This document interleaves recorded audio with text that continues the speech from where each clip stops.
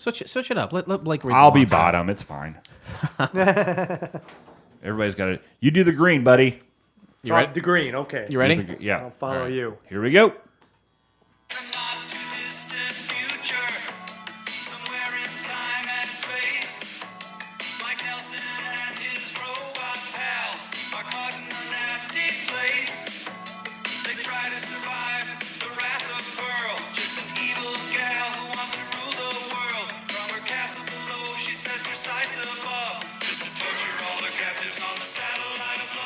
She used to be an actress. She ever done anything I'd seen? I think her biggest steal was she started a pilot. What's a pilot? Well, you know the shows on TV. I don't watch TV. Yeah, but you're aware that there's an invention called television, and on that invention they show shows. Yeah. Well, the way they pick shows on TV is they make one show, and those shows are called a pilot. And they show the show, one show, to the people who pick shows, and on the strength of that one show, they decide whether they want to make more shows. Some get accepted and become TV programs. Some don't, and they become nothing. I'm pretty sure she started the one that became nothing.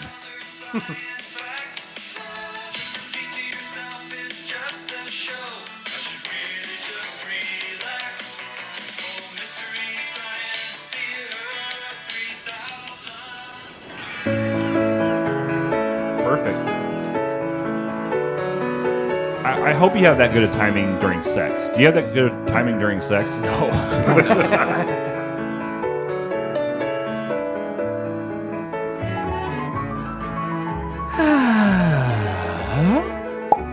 Welcome to Couch Pilots. All of you are my friends. It's the show that dares to fly into the unknown territory of awful television pilots of the past. My name is Jason, and with me is my wheelman. It's Captain Philip Ressisher. The wagon wheel?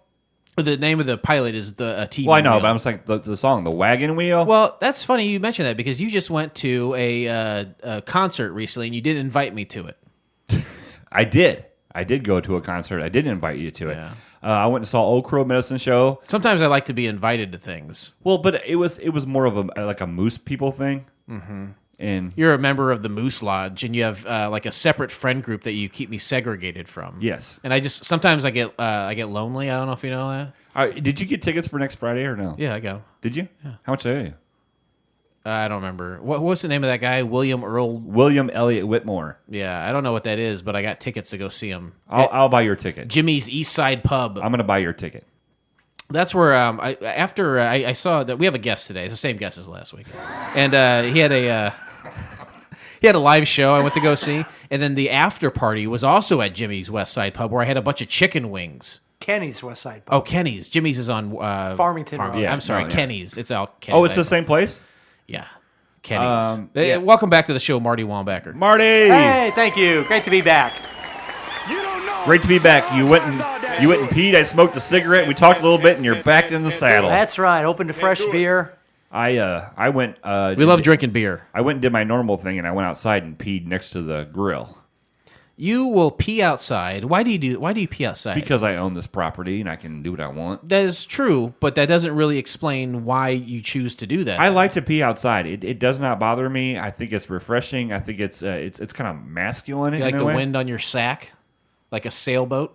Well, I don't drop my pants down that far to where I do. Have you ever seen the movie The Big Chill? No. Jeff Goldblum, he's pissing outside, and the line that he throws out is, "I just like to think of the world as my personal toilet." Yeah. You know what? I like that. The Big Chill. What a great soundtrack. Am I right, guys? Yeah.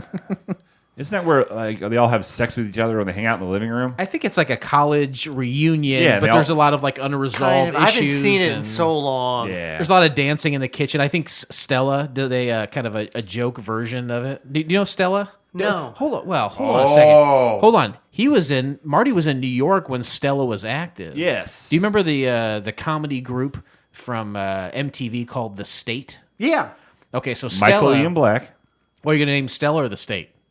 Okay, I thought we were doing Stella, but that's fine. Well, I was trying to warm him up with trying to get him to recognize. Excuse me. After 30 years, Christ. just do what you want to do. No, you can name the members of Stella if you want. But the state had splintered off into factions, kind of. And one of the factions, there's 3 members, and I think Blake is going to name them. No, I'm not. I'm just going to say Michael Ian Black. I'm not going to do the rest of it. I know him. David Wayne. You know David Wayne? No, him I don't remember. He directed Role Models and Wanderlust. Big Hot American Werewolf in Summer. It's easy for you to say. Big Hot American Werewolf in Paris. I'm drunk. I'm sorry. Probably. I'm sorry. You want one of these beers? No. Hold on. No. Hold on. I brought a bunch of beers over. I know, but I can't. I can't grab it because of condensation. I like the container. He's got him in a 7-Up container. It's vintage. It's a vintage. He's this all black lady gave it to me that was dating. I love black ladies. I don't know about you guys. Did you ever date a black lady before, Marty? Yeah. Yeah, I love black ladies. I've never had the last great lady that I dated was a black lady. We'll call her back up and see what she's doing. Bring her on tonight. I think I fucked that up, guys. I can't do it. Did you say Sieg Heil?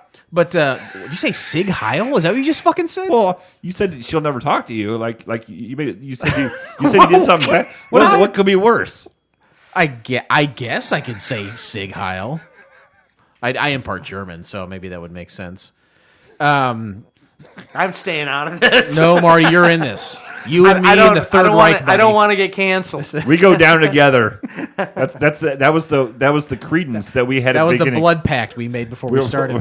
We're going down together. But no, Stella was like you said, Michael Ian Black. It was David Wayne and Michael Showalter. It was 3 guys from the state who would. And maybe you're familiar with this club in New York called the Fez.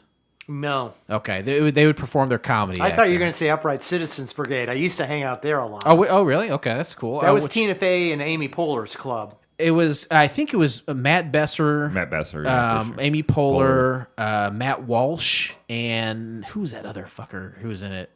I can't remember. There's 4 dudes, and like Horatio Sands, I think was one of the original members. I think Tina Fey came out of Chicago. She did. Like Second City, maybe I.O. or something. It was Second City. No, the Upright Citizens Brigade. If you ever go to New York, or it used to be, I haven't been there for quite a while, but on Sunday nights, they used to, I think you could get in for $5. They sold beer in there. But what was fun about it is on Sunday nights, a lot of the Saturday Night Live people would come just to like do improv. And Horatio Sands was always there. He's great. I met him several times. The guy from 30 Rock, Kenneth. Yeah, Jack McBrayer. Yeah, he was there all the time. Great. That guy's great. And what's cool is after the show and everything, everybody just kind of hung out. I mean, I've had conversations with Amy Poehler, with Horatio Sands. How is Amy Poehler? Is she nice lady? Really nice. Really nice. I hear tell that like I.O. was a famous one. Improv Olympics out of Chicago. I heard it's like a crack den now. Really? What was it? UCB. I heard they might be selling that, or like shit's kind of falling apart there. I think what happened was inflation. Sure. I think we have an unbelievable amount of comedy, and there's no place for these people to go. There's not enough venues. There's not enough money coming in. I think we're on the cusp of the next comedy crash right now. The problem in New York is that like for the last year, nobody's going there. Yeah. I mean, imagine the money that they have lost to tourism. Mm-hmm. Unbelievable. I mean, this is the first time since 1993. I haven't been there in 2 years. Well, but maybe in 2 years when you did your last Marty monologues there? Or yeah. What? It might just be a combination of COVID, putting the brakes on everything, and like I said, a comedy inflation. There's so many stand-ups. There's so many different groups of improv, of schools that you can attend that I think there's just, it's going to implode on itself. Well, there's also the internet. Yeah, where everybody can put stuff up on YouTube. Yeah, exactly. So, for sure. I think that is a big part of it too. Well, I always say too, like I had to, for me to prove it to myself, to call myself a writer, I thought I want to move to New York and I want to get published in New York, and then I can say I'm a writer, and I did it. Kids or people don't have to do that anymore. I mean, you can write for the New York Times from here.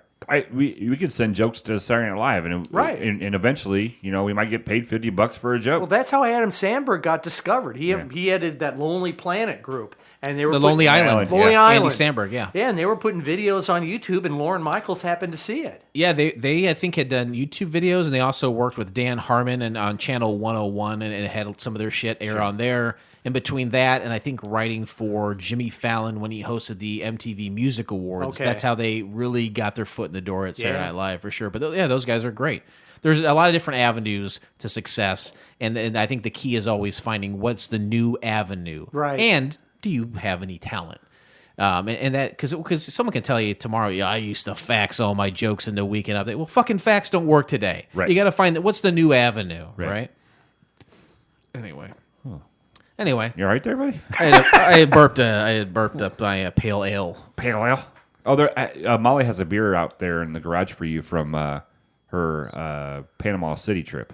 Really? Yeah. She thought of me and got a beer for me. She brought it back and she didn't like him, and she goes, "Jason will drink them." He'll drink.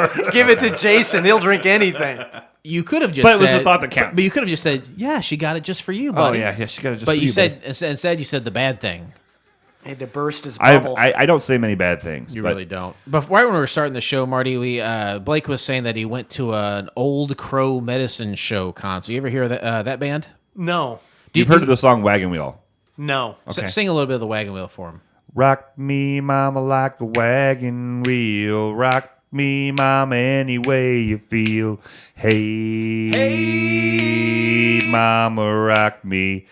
A lot of people will be like, "Oh, that's a Darius Rucker song." I'm like, "No, motherfucker, it ain't." Is it Old Crow? Is that their original song? It's an original show. I'll tell you what.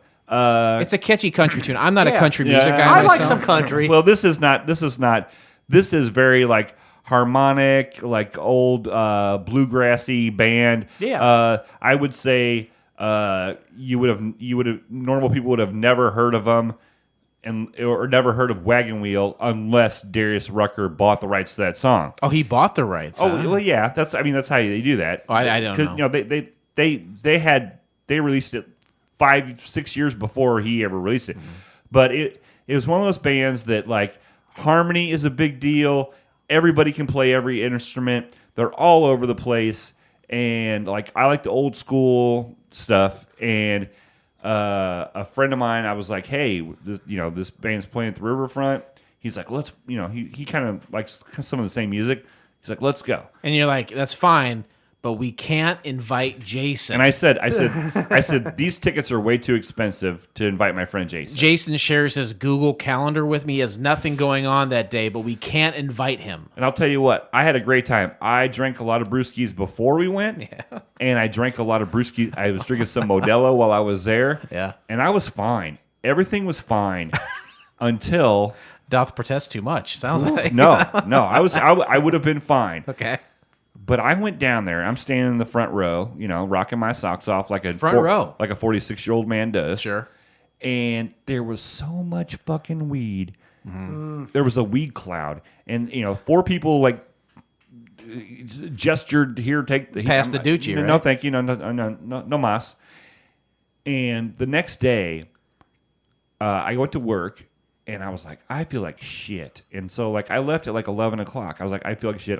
And my wife goes, so you went out and stayed out until midnight, drinking beer, and now you're going home because you're hungover. I go, no, I'm not hungover. I feel like shit, and it's because of the secondhand fucking weed. You know what I mean? Like, is there such thing as a weed hangover? I think it was a secondhand weed. Like, if I would have been smoking the weed, I would have probably been fine. But like drinking and then just having secondhand weed, it made me feel like shit. Is that a thing, Marty? Because I'm not famously I'm not a drug guy. I don't really. Well, know. except for the heroin. Except for the heroin that I ingest. No, it's called a contact high. But is there a hangover high? Later? That I don't know. It was like sloppy seconds. I mean, when I was in my 20s, I smoked pot every single day. But did you or I never the people? got a hangover. Oh, right, that's what I'm saying. But he was smoking it. I'm just inhaling secondhand chiba. So you think there is a secondhand high hangover on top of drinking Modelo's? Yes, I did. It had a little something to do with it. I think that Molly may have been right. No. Well, no, not at all. Well, maybe yes. It felt different than a hangover. But it was a great time. Yeah. It was good seeing live music again. As you know, I used to see a lot of live music, and then I stopped because I got old. Yeah. And then COVID happened. And did you see a lot of people down there? Any people that you knew down there? I saw a few people that I knew, yeah. And it was good to see them. But it was just like seeing a band who hadn't been able to perform live probably in a year and a half. They were fucking going off. The floodgates are open. They were going off. Yes. You know what I mean? Yeah. I didn't see them on the 53rd tour stop. I saw them, like for all the time that they were off. I saw them maybe on the 5th or 6th. They've been pinching that hose, baby. Yeah, Here for comes sure. the action. Yeah, so it's good. Marty, you go to see a lot of live shows? No, I'm deaf in this ear. Huh? And my hearing is really bad. So the last show that I saw was one of my favorite bands of all time when Cheap Trick played here at the Limelight. Okay. And it was funny because I actually got to meet them. They let me go to the meet and greet because I was doing a blog. So I got some photos of them. I have 2 friends of mine that are friends with the guys in Cheap Trick. And so I went up, I got my picture taken with them, and then I said to Robin Zander, I'm like, we have 2 mutual friends. He's like, who's that? I said, Boris and Brad Elvis. And they all kind of laughed because they all know them. Brad Elvis used to be in a band called the Elvis Brothers. Okay. And they toured with Cheap Trick back in the 80s. And then Robin Zander paused. He's like, could you do me a favor? And I said, yeah, what? He's like, tell those guys to go fuck themselves. And they all started laughing. But that was my last live show. But what really disappointed me at that show, I got up in front because I'm taking pictures for my blog. Almost everyone but me was just standing there with their phones in the air, watching the concert through their phones. And what I noticed on this when I went and saw Old Crow Medicine Show, I'm used to that as well. Where everybody, but to be honest with you, like I think everybody was in the moment. Like everybody's like, we haven't done this in a long time. Let's live it. I did take a couple of videos. Nothing was over 15 seconds, but you didn't see 700. Good. But everybody was just like, I'm in it. And I think everybody was like holding doobies, and so like they couldn't hold their phone, smoke it, and pass it to. They made a choice. Yeah. Yeah, when I just saw a band actually at the same stage, at the SEFQ Center stage, a few weeks ago myself, and down there I took I think like 5 or 6 pictures. Yeah. I'm never gonna watch a video of a band covering an AFI song from 2002. Sure. I'm never gonna fucking watch that. Right. But like to scroll through there and be like, oh yeah, you can see Steak and Shake in the background. Oh, there's the bridge. That kind of looks cool, fucking in the background Sure. against these guys playing Yeah. music. So the bridge was fucking. Oh yeah, it was fucking, man.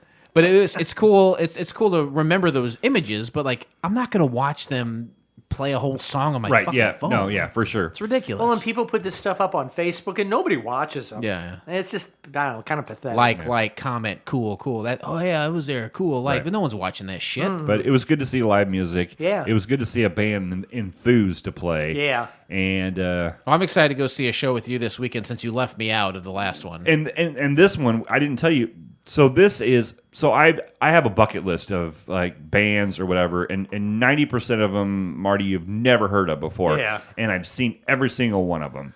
And so William Elliott Whitmore, I interviewed probably 7 years ago, but I never had the chance to see him live because of where he lives in the country and where he tours. When you interviewed him, was it just over the phone then? Oh yeah. Okay. That was back in the day where we had the landline. No, but so I had the option. Of seeing 2 different people, like to me that are like talented songwriters. I had the chance to go see Wayne the Train Hancock in Princeton, Illinois, or I could see William Elliott Whitmore right here in town. And I've seen Wayne the Train Hancock many times, and it was at a Moose Lodge, and I still said, I'd rather go see William Elliott Whitmore. I want you to do what you want to do. If you feel like you need to go to the other one, go to the other No, one. I want to see William Elliott Whitmore live. I really do. I'm gonna make your dreams come true You always do. in more ways than one. You always do. Okay, sorry. When I pick him up, he makes me turn my Pandora phone application onto Sturgill Simpson. Have you heard of Sturgill Simpson? No. Yeah. What music do you listen to? All different kinds, but really I'm stunted after the last band that I really got into. Do you guys know the band, the Yeah Yeah Yeahs? Sure, yeah. Dance Till You're Dead, right? Dance Till You're Dead. Yeah, that's the last band I really got into. Yeah, The Heads Will mid-'90s. Yeah, Heads Will Roll, Karen O, I love her. Yeah, she's cool. Yeah. But They were a New York band, weren't they? Oh, yeah. No, I saw them before they got signed. Yeah. I saw them at a club called the Continental. And I remember calling my brother up. I'm like, I can believe this band I saw. She was nuts. I mean, she would jump from table to table, spilling drinks everywhere. They were a wild band. And then they were from New Jersey, I think. And then they got signed and they took off. But yeah, I've seen them several times in New York. So yeah. So that's the latest one. What else? I mean, growing up, I grew up in the 60s, so I was like really into the Beatles. To this day, I still love the Monkees. And a lot of people think they're not a lot of say, oh, they weren't a real band. No, the thing with they the Monkees, eventually became a real band. I mean, there's the one album where because two of them, Peter Tork and Michael Nesmith, were great musicians. Right. And they got labeled because they had a lot of session players, which every band had. But they said, you know what? That I think it was their third album. They played every instrument. It's called Headquarters. They played every instrument on that. The producer of it, his name was Chip Douglas, like from My Three Sons. But he said they had to stitch some of the stuff because he said Mickey really wasn't a very good drummer. Yeah. So he said that was the hardest part. But he's like, those guys played every note. And the thing with them is, they didn't, they got cast for this TV show. So they didn't know each other. Right. Yeah. They didn't have any chemistry going into this. They were assembled like a boy band. They were the first boy band, but they actually then became this working band, and they toured. When I was young, I used to watch them on Nick at Night. I used to watch the Monkees TV show. The show was so good. And that's the only reference point I had for them for a long time. But then I'd say about 10 years ago, maybe, my brother, Ryan, who has lived in Bloomington for a long time, used to work for a hotel over there. And Davy Jones was in town, and my brother had to drive him. R.I.P. R.I.P. Davy. He had to drive him to the venue that he was going to perform at in the Bloomington Normal area. So, obviously he's gone now, and I've never met him. But it was cool that my brother got to drive Davy Jones. Who's was he a nice guy? Did he say? I think he said he was nice enough. Yeah. Yeah, but I think a second monkey has passed away since then. So they got two left, right? The two that Peter? are left. No, Peter Tork died. Yeah, Peter and Davey are dead. So Yeah. it's Mickey and Mike. Yeah, Nesmith. that's it. I have one more question in regards to music for you, Marty. yeah. This is a very, very important. Can you give me some important question music, please? Sure, yeah. Oh, I'm a little nervous. Afraid I'm not going to have the right answer here. But On a scale of 1 to 10, what are your thoughts on Eric Clapton? 10 being the best, 1 being the worst. now he's gone to the worst. Okay. After all his anti-vaxxing thing, which I don't view the vaccination thing as a political thing at all. Sure. But I'm in a high risk group, and I don't need people saying don't get this. All right, I'll give you my opinion. When he was in Cream, great. Yeah, I agree. When he let his kid jump off a balcony, fuck that guy. Let's move along. Well, one great Eric Clapton, when I was in New York, he did this song, and I heard you guys talking about this, the Tears in Heaven song. Yeah. There was some punk band did a song called Beers in Heaven. Yeah. I mean, if you're going to let your kid drop off the balcony, at least get a beer out of it, right? Yeah. Awful. I'm sorry. That's awful. Yeah. No, I loved Marty, him. I set you up. I'm sorry. I loved him in Cream. I loved Derek and the Dominoes. Yeah. And yeah, back then, yeah. But I mean, he did some solo stuff that I thought really blew too, did. like in the 70s Got and arrogant. 80s. He got arrogant, right? But Yeah. I mean, we can't deny that he is a wizard on the Yeah, guitar, right? sure. Like No, that I can't agree. be denied. He's a horrible parent. He's not a parent anymore. Oh my! Was that his only kid? I think so. Oh. I mean, would you have another one after the kid ran out of the window? I didn't know if he already had a couple other in play. I don't know. That was the best line. Marty, great job, buddy. Thank you. I set you up and you spiked it down like a motherfucker. I love it. Wow, that is. I try. Tricky business. Hey, let's get this plane in the air. You want to? The captains have turned on the fasten seatbelt sign. Marty, last episode you didn't put your seatbelt on. Could you please put that on, please? Hey, it's going on right now. Thank you. Oh my God. Let's see. I guess the only other question I had, maybe you got some for Marty as well. I do have something I do want to say. Oh, please. Yeah, go ahead. This Wednesday, I'm going to be doing a blog on your podcast. So Okay. people can see pictures from the studio you do it in. Ooh, we can't You're going show to have some pictures. memories. We got one of the hooker over there on the couch, Wow. and it's going to be a lot of fun. Don't So, Crystal is a Couch Pilot's mainstay. so Crystal is. She always has little white underneath her nose. it's fine. And, It's fine. All right. Don't blow up her spot. No, but thank you very much. We appreciate it. That's not like I had a feeling if we invited Marty on, that might be a result of it, but that was not my intention. Sure. I know. I genuinely, actually, there's a couple times I met Marty, and he will not remember them, and I don't blame him at all. I meet so many people. I feel bad That's about exactly that right. because sometimes somebody will come up to me, Marty, how you doing? And I'll be like, I can't If remember. someone makes you feel like shit for that, fuck them because A lot of people do. because you meet a lot of people, and I don't think I've ever been a dick to you coming up to you. The first time no. the first time I met him was right outside Urban Artifacts. I think it was a first Friday. Somebody either said your name. Something happened where it like triggered, and I think I said, Was that like New Year's Day? I don't think so. But I was like, are you? See, I've only been to one First Friday in my life. Well, then it was that. Because I usually, the backstory on that is we went out. It was New Year's Day. Just to clarify, First Friday here in the Peoria area is obviously the first Friday in a given month. Local shops and artists will open up their studios, and you can see some of the things that they're working on. It's a cool local cultural event. Well, it showed me. I usually don't do my blog drunk, but we started drinking that day, and I don't think they'll mind me saying. My friends Amber and Joe and myself and some other people went out for a New Year's Day lunch. And then we continued to drink through the day, and back at my apartment, somebody's like, oh, let's go to the First Friday. So we called a cab, went downtown, and we went to, what's the pizza place on the corner? Broken Tree? Broken Tree. We went there, continued to drink, and I took pictures for a blog of that night. Amber ended up in a corner somewhere eating pizza. Nice. Way to go, Amber. And no, it was a crazy night. I met you that night, huh? Yeah, it was right at the front door at Urban Artifacts, which is my favorite store. I love Urban Artifacts. In the Peoria area. It's awesome. And John and Angie, who own that place, are really nice people. I said, hey, are you Marty Wambacher? And he says, yes, I am. I say, hey, I'm a fan of your blog. I just want to say I really enjoy it. Thank you a lot. And you're very nice. Oh, well, thanks. And that was about the end of our conversation. And then he punched you in the face? And then he punched me right in my fucking face. I will tell you this much, and I told you this on the way here. Anybody that reads my blog, I really do appreciate it. I try and let people know when they do come up and say, oh, I read your blog. I'm just like, thank you. Without people like you, I wouldn't be doing it. And I will say, we haven't mentioned it in this episode, but the blog in question is Meanwhile Back in Peoria, which is a wildly entertaining a blog. And we'll have links on both the episodes for sure. Oh, thanks. I hope that we will. And then the next time I met you, I was dating a lady, and we were down at Wingfest on the Peoria Riverfront. And I said, hey there, you're Marty Wambacher, right? He says, yes, I am. It's like, hey, I just wanted to say hi, and I met you once before. I remember that. And then you took a picture of me and some broad, and then I think you put it on the website or whatever. It was, yeah. But that was really cool to meet you. Marty, they're not together anymore, by the way. That's okay. Neither here nor there. But and then about I don't know, maybe a few months later, 6 months later, whatever, I sent you a message saying let's do this. You said yes, I'm on board. Oh yeah. COVID stopped us, but here we are, like literally a year and a half later. I'm glad we're both still here. The week that we were going to do was the week that COVID hit.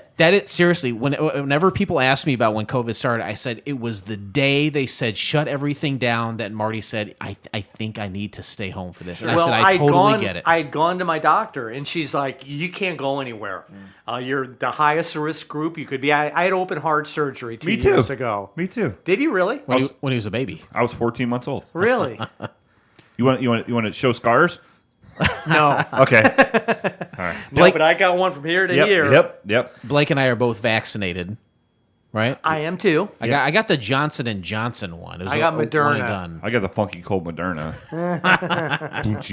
Not bad. Pretty good joke. What were we talking about? Anything important? We were talking about you guys meeting. You were just... Yeah, I think I was talking about how I had met Marty in the past. He's a local celebrity to me, and I would stop him when I saw him. Sure. And I would say hello. No, and I appreciate that, and I do. I'm really appreciate the fact when I started my blog in December of 2012, I thought, this will probably maybe last a year or two, and now we're going into 9 years. That's great. People always say, there's nothing to do.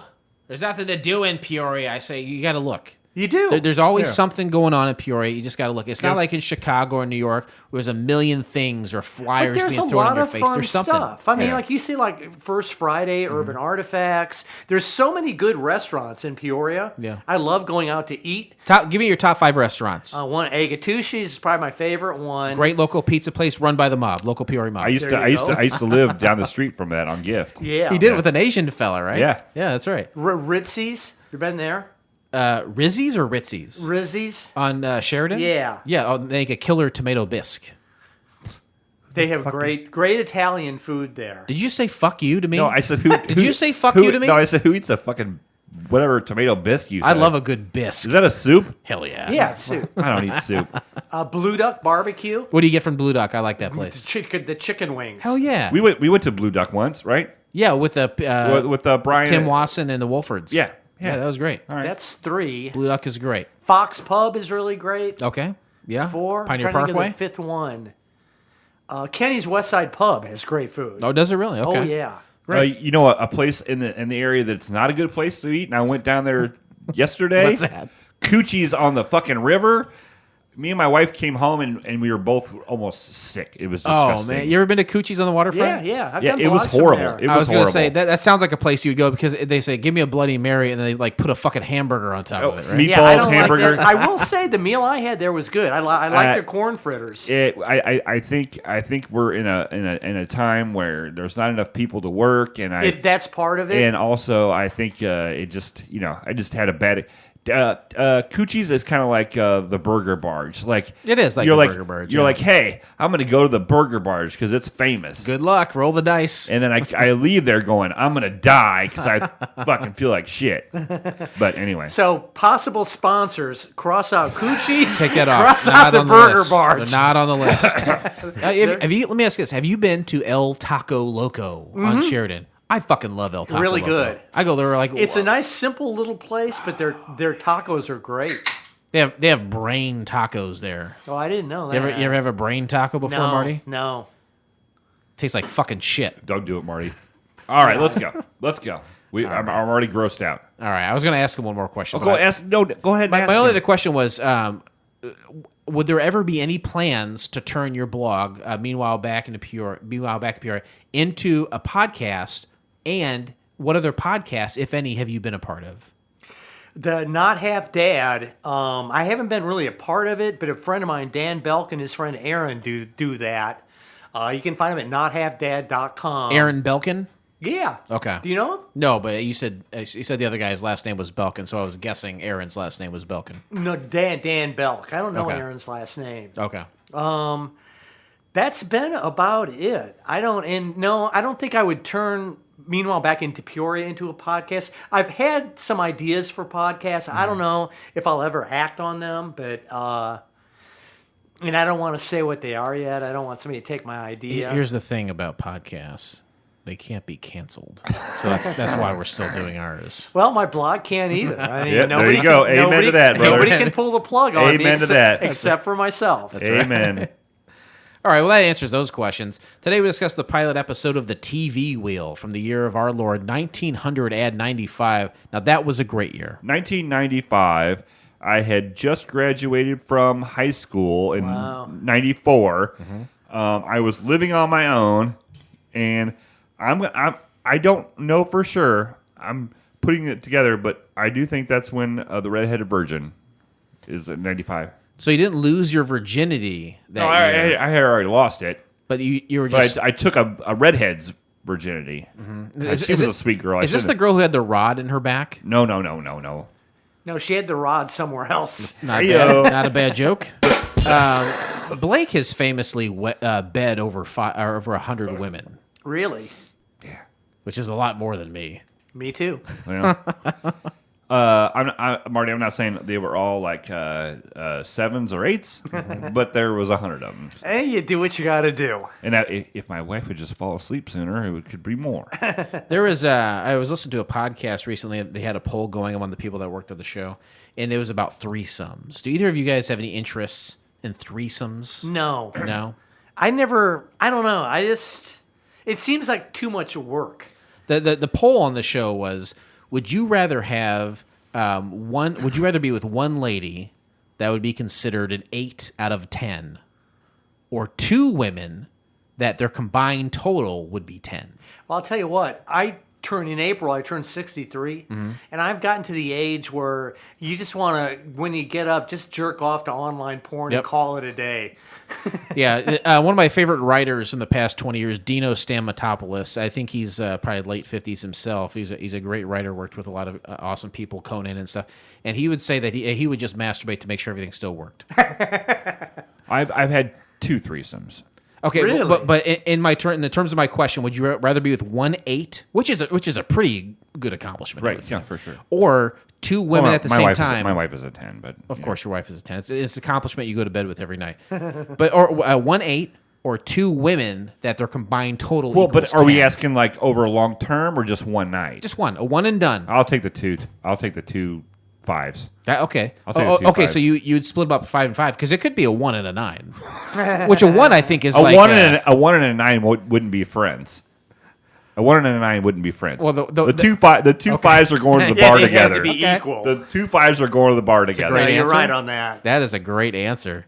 Oh boy, let's go back to 1995 in our minds, and to do that, we'll talk about some things that happened that year, so we can properly judge the TV wheel in which the time it was actually created. Right, because if you're looking at 1995 and you're trying to judge a television show, this is 2021, right? There's a lot of things that are different, and like let's say, okay, in 1995, did we have communism? No. We didn't know what it was. Nope. We didn't have Afghanistan. We didn't know what it was. Nope. Right? And in 1995, think about it. You didn't have Circus Magazine in 1995. You didn't get to see Daryl Hall and John Oates half naked, right? Oh my God, it's my dream. And You make my dreams come true. make my dreams come. I want to say something controversial. I love Hall and Oates. I love Phil Collins. No. I like some of Phil Collins No. stuff. You don't like Phil Collins? Well, a pox on you, okay? A pox me. And a pox on your family for saying that. Epoxy. And in 1995, we didn't have Band-Aids. So, It really puts you in the mind frame of when this Right. pilot was created. right. I'll talk about some things that did happen. August 2nd. Marty is looking at me like, we had fucking Band-Aids. Yeah, Marty thinks you're stupid. Band-Aid happened, what, in the 80s? No, 97. No, 97. no. After this was after the pilot here, Marty. I'm thinking of Do They Know It's Christmas, that whole thing. Was George Michael in that? Mm-hmm. What about, who was the other guy? Andrew Ridley? Andrew Ridgely. Richley. Was he in that too? Yeah, they were both in the video. He smokes. That's what happens when you smoke for I 25 smoked. years. I started smoking in the 8th grade, and I quit 4 years ago. And when I was about to have my open heart surgery, but I only smoked 2 to 3 cigarettes a day since the 8th grade on. And my brother Jim did too, almost as a fuck you to doctors, because I used to go to the doctor and he'd be like, "Do you drink?" I'm like, "Yeah, every night." "Do you smoke?" "Yeah, but I only smoke 2 to 3 a day." And the doctor would always say, "Well, you can't do that for your whole life." But you look. I bet you look cool though when you smoke, didn't you?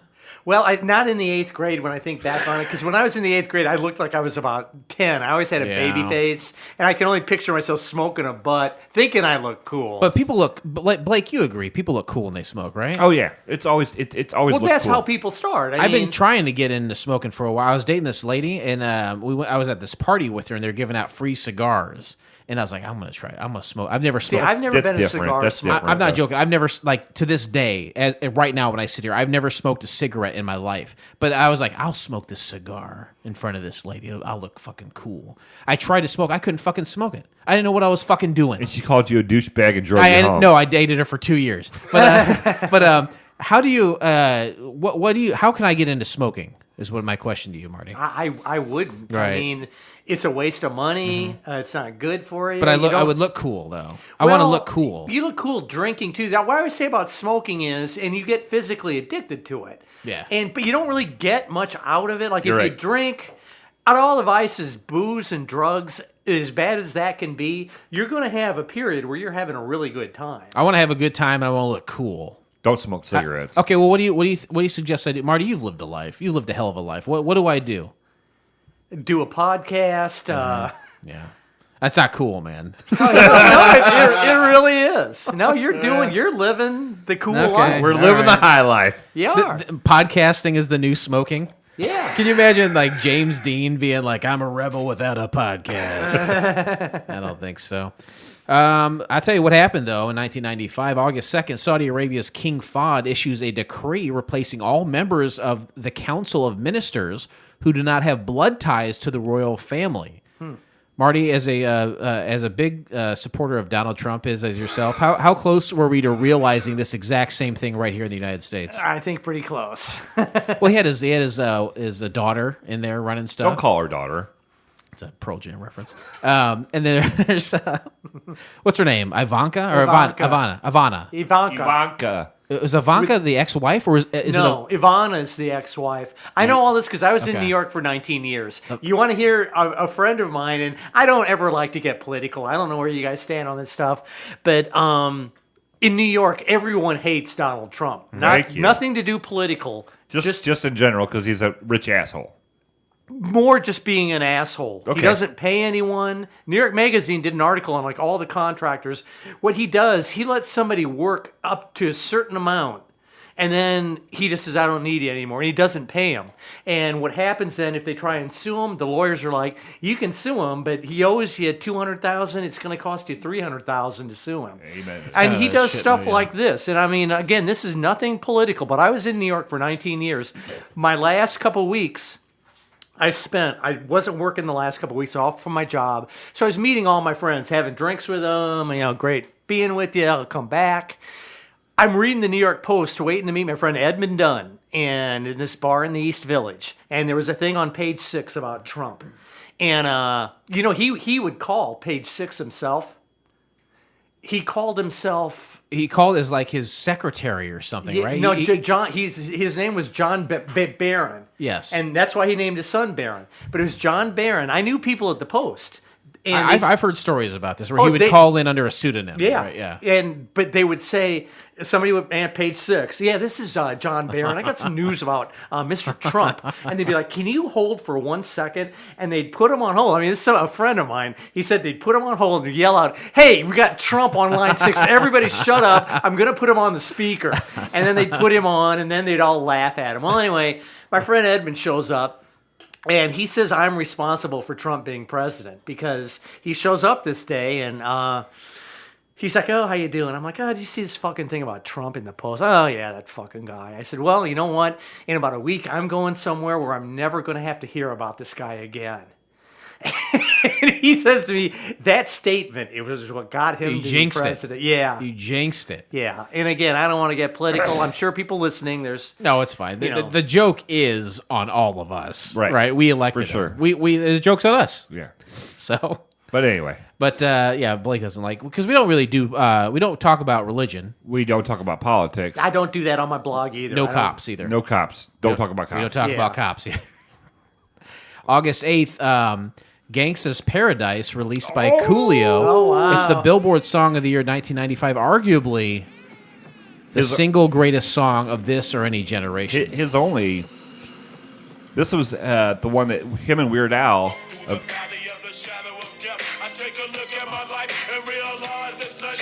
Cause I've been blasting and blasting so long that even my mama thinks that my mind is gone. But I ain't ever met a man that didn't deserve it. You know this song, Marty. Yeah, oh yeah. Michelle Pfeiffer. That's who I think of. When Catwoman. Julie Newmar. Weird Al wanted to do a parody on this, and there was some miscommunication between Weird Al's people and Coolio's people, and it did not happen, which caused a rift in the public about it. You know you're doing something right when your name is Weird Al and your quote-unquote beef with Coolio is the most, like, controversial thing you've ever done. Yeah, for in your sure. life. Yeah. This is one of those songs. There's not a lot of songs I hear one time and think, oh, that's a hit. Yeah. I heard this when I was 14, and I instantly thought, oh, this is a hit song. Right. It's like the greatest fucking hit of all time. Yeah. It was the only good one. What about Gangsta?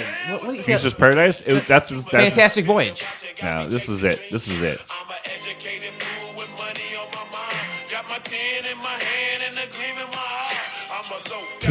To us, back in the day, in 1995, this was gangster rap. Like, this was like Yeah. as gangster as it gets. This is such like pop Yeah, hip-hop. yeah. We thought we were hard as hell listening to this shit. Arms crossed, stone-faced, looking out into a distance. It's funny how musical styles change Oh, through yeah, the for sure. years. I've already got an email from YouTube, and we haven't even posted the show yet. No one Thanks cares. a lot. I do. You care? No, I don't fucking give a shit. August 24th, Microsoft releases Windows 95. It has been said that Windows 95 was a quantum leap in difference in technological capability and stability.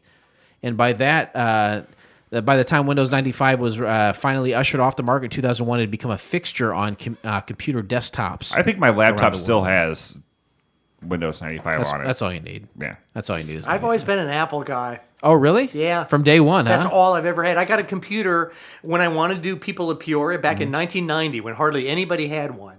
A Macintosh. Yeah, Apple Mac. And my brother worked at Multi-Ad. And I'm like, I worked at Multi-Ad.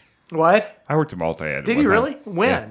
Oh, just a long time ago. I was out in the press, so I was Right. cutting. They printed People of Peoria. Well, like the Silco, you used to have the the coupons. Yeah. Yeah, Did you cut his old magazine? I don't remember it. It would have been from 90 to 93. He was in high school then. No.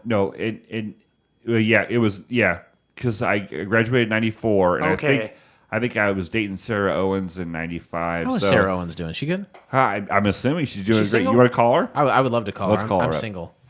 All right. I'll look it up. I'll look her up and see. Maybe she's got a friend. You can have a threesome with her. As long as they're both fives, that's fine with me. Marty, do you know, we touched on it last week, and I don't know if you picked up on it. If you did, that's fine. But do you know why we chose to watch the TV wheel? No. There's 3 reasons. No? No. Blake?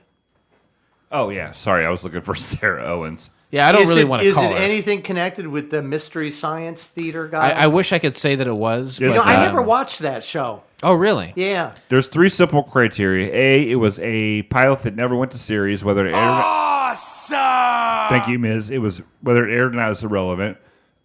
2, we had to find it on the internet. Woo! And number 3, it had to be free.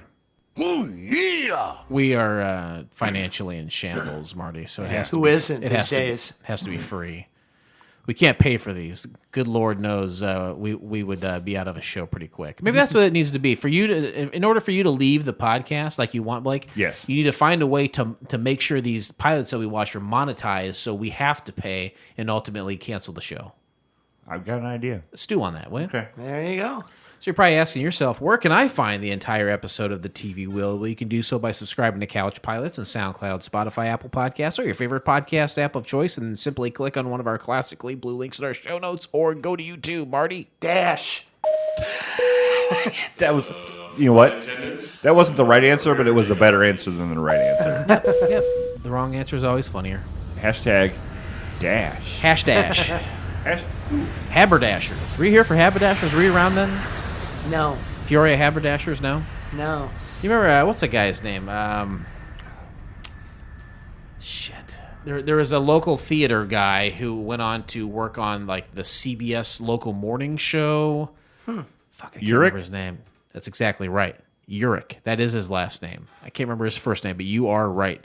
He was a substitute teacher at my high school, No, he was a theater teacher at my high school. but he was also into theater. yeah, and, he was. And he also ran Haberdashers, I believe, which was on the Peoria riverfront. It was above Kelleher's, Oh, okay. like upstairs. And I think he ended up touching dudes. That, Young yeah, dudes. I don't know the answer to that, but Urish. Urish, Eddie Urish. Yep. It was Eddie Urish. I've Yep. heard of that name. He was my. Yep. He touched some fellas. That's what I've heard. Sometimes you gotta touch some guys. I don't know, but yeah, he ran. We touch each other all the time. High five it. Haberdashers was kind of like our local UCB. He was trying to get together Okay. an improvisational comedy group, and they had like some of the slanted and wavy wooden floors of third floor Kelleher's kind Right. of thing. So that was an old thing from the early aughts that I've referenced. Summary of the Pilot, a sketch comedy show. here he is right here. You got him? Oh boy, you got Eddie? Are we calling him? What do you have on him? Well, I got pictures of him and his family, but that's him. Is he touching the family? Oh, he's touching that kid. Oh, wow. For sure. But it seems like it's his. But that's the guy for sure. I have and who cares? I mean, I think I have a story. touch who you got to touch. I got a story involving Eddie's son. Should I tell it? It's a. That's that- it. Yeah, I think that is Yeah, him. that's for sure. Okay, so he's probably well into his 50s by now. Oh yeah. So a few years ago, I was dating this lady, and we were at the Jukebox Comedy Club. I love the jukebox. And I went on a Wednesday night. You know what Wednesday night is? The local night, right? That's exactly right. It's open Yeah. mic Improv. night. I went there with this lady, and we're sitting in the crowd, and there's a bunch of people that went up and down, maybe like 15, 20. And there was 3 ladies that went up throughout the night. And each lady was like, well, you know the story? Because we saw the same person when we went. Each lady was like, I'm a gay lady, and here's some jokes about me being a lesbian. And at the end of the night, I said to the lady I was with, I was like, hey, that one girl was kind of cute. That one lesbian lady. Because every girl that went up was gay. There wasn't one straight lady out there, but I was like, hey, that one lady was kind of cute. And my date said, that was a fella. I was like, what? It's like, yeah, I think that was a fella that turned into a lady. And I was like, really? It's like, I don't think that's ever happened to me before, where I was like, that's a good looking lady. But she was genuinely funny. A few months later, I'm dating another lady, and I'm telling her I was at this comedy club, and she's like, "Oh, I know who that is. That's Eddie Ursh's son. He became a woman." Oh, wow. right on. And I can't remember the name.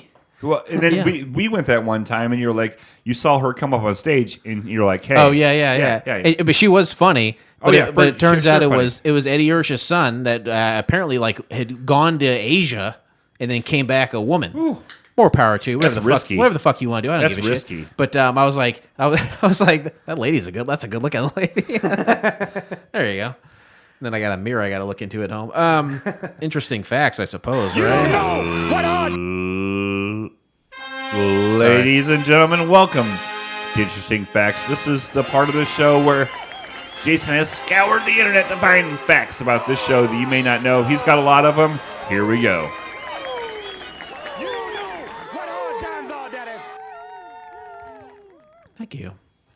Thank you for that, Blake. What are you looking up right now? I'm trying to find Eddie. He's obsessed with Eddie. Well, Blake's got a few kinks. I'm discovering that. Do you want to tell him what one of them is? Bobby socks. And another one? You don't have to tell him the other one. I don't think he remembers. No, I know a lot of them. Well, I don't know which one he's wanting me to pick. Bobby socks and I can see Bobby socks. Chicks with dicks. Yeah. That's out of my realm. He loves chicks with dicks. Who does? No judgment. I love Blake endlessly. He knows that, but I mean that's one of his kinks, and so maybe that is why. Is that why you're looking up that lady? No, I was trying to associate so Marty could see what you were talking about. Please do. Yeah, if you can find. I can't remember the name that her new name now, but she was funny. Jasmine. It's probably Jasmine or something. Interesting facts. The TV Wheel is a 1995 television pilot created by, and it says here starring, but it's not starring. He really was not in it. Joel Hodgson. No, just the intro of the beginning, the of explanation. It, yeah, and then he He did host it. Yeah. Okay. I will. Yeah. You're right. He did host it. Yeah, because he goes on to where they had the live stage Yep. and they're at the wheel. He's kind of the host of the show, but of course Joel Hodgson is of Mystery Science Theater 3000 fame and produced by his company Visual Story Tools. Fact. That's a bad name for a company. Amen to that. it's almost a bad company name. You know what? Not great, but not Not bad either. Not bad. I mean, not bad. considering the time and level of it's you get away those options too. And the blood flowing away from your head, looking for this transgender person. Right? No, he's into it. It's all right. The pilot was funded by cable network HBO, but they ultimately passed on picking up the show. Comedy Central then stepped in and agreed to air the show uninterrupted to maintain the flow. With minimal changes from the version produced for HBO, it aired as part of the TV Wheel Hour, a special presentation that followed the last new episode of Mystery Science Theater to be broadcast on that network. I will say this, too. I didn't know about this podcast or this pilot until a listener of the show, David Bobke, had said, you should check this out. So I want to say a very big thank you to David for letting us know about the TV Wheel. Thank you, David. Yeah, thank you, David, for wasting about 40 minutes of my life. Really appreciate it. Marty, we have had over 300 hours of our life wasted. I shouldn't be complaining. I will say that Marty is right. Like at the end, and our scores will reflect this. This isn't very good, but I do think this isn't like I'm about to name a bunch of people that were involved in this, right? And I think the TV wheel is an important experiment, not only in TV, Right. but in helping some of these comedic voices kind of maybe scattershot about. There's a greater good. Yeah. For this sketch comedy show, a single stationary camera was mounted inside the center of a large rotating platform.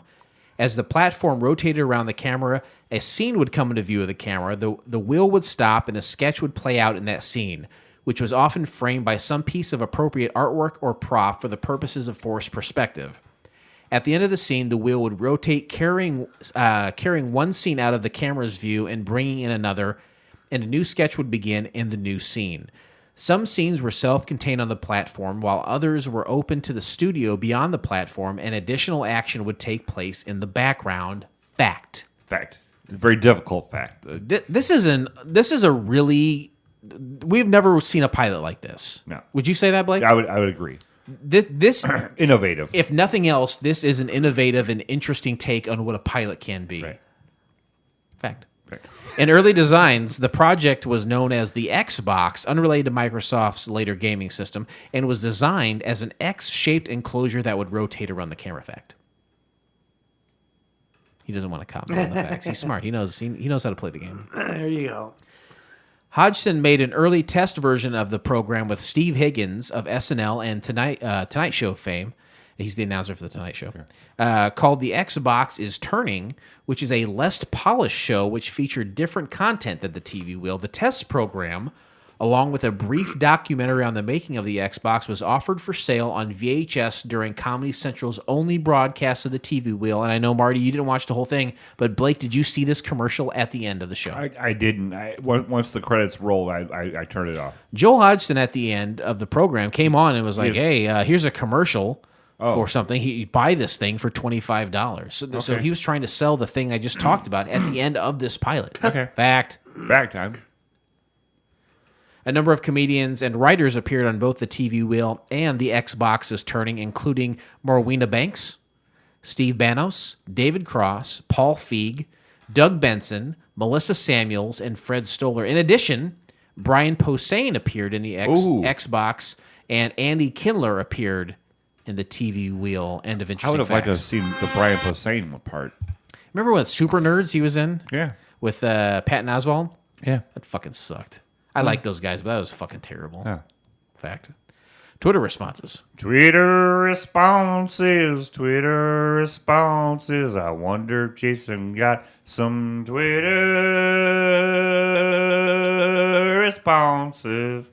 Yeah, I actually did this time. Really? I I gotta get the pen out. I got a handful of Twitter responses. Really? For this one. Yeah. So anytime we watch a failed pilot, we reach out to the writers, producers, creators, directors, anyone involved in the project, and we say, hey, we're couch pilots, greeting from the podcast. We talk about TV shows that had only one episode. Next up for us is the TV wheel. We're excited to watch it. We're wondering if you had any fun or interesting info you'd want to share. Thanks. We hope to hear from you.